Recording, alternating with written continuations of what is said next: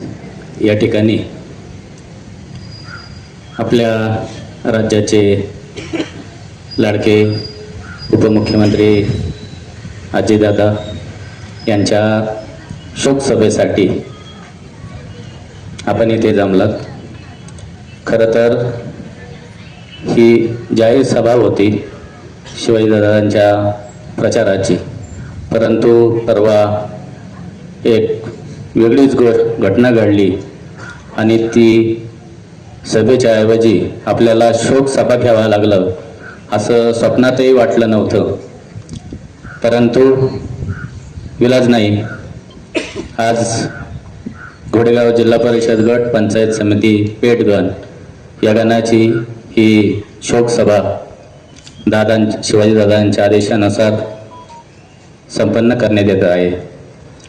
मी 25 वर्षापूर्वीची एक गोष्ट आहे, ज्यावेळी मी एक 3 व्हीलर टेम्पो चालवत होतो आणि माझ्या भावाला रवींद्र पवळे यांना इन्कम टॅक्सचा कॉल आला होता.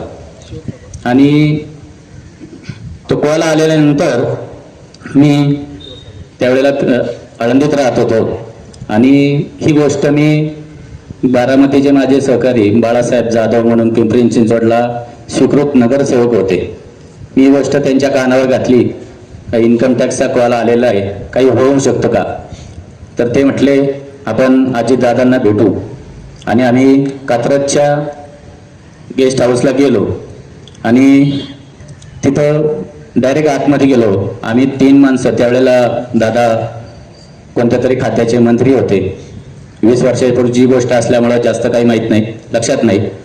परंतु समोर बसल्याच्या नंतर दादांनी डायरेक्ट सांगितलं, हे काम माझं नाहीये, हे काम केंद्राचं आहे, इन्कम टॅक्स हे केंद्रातून चालतं, त्यामुळं हे काम मी करू शकत नाही.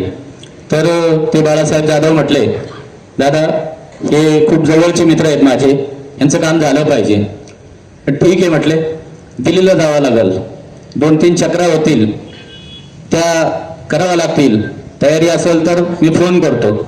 आणि मग दादांनी फोन उचलला आणि पवार साहेबांच्या पीएला फोन केला आणि सांगितलं पवळे नावाची व्यक्ती येईल, त्यांचं काम झालं पाहिजे.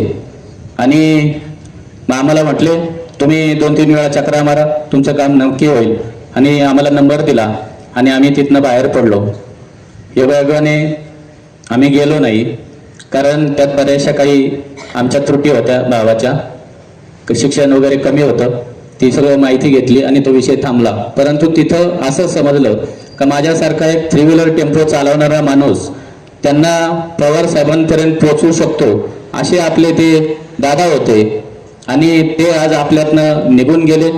ही अतिशय दुःखद गोष्ट आहे की जी महाराष्ट्राची हानी झाली आहे ती कधी भरून निघू शकणार नाही असंच मला वाटतं.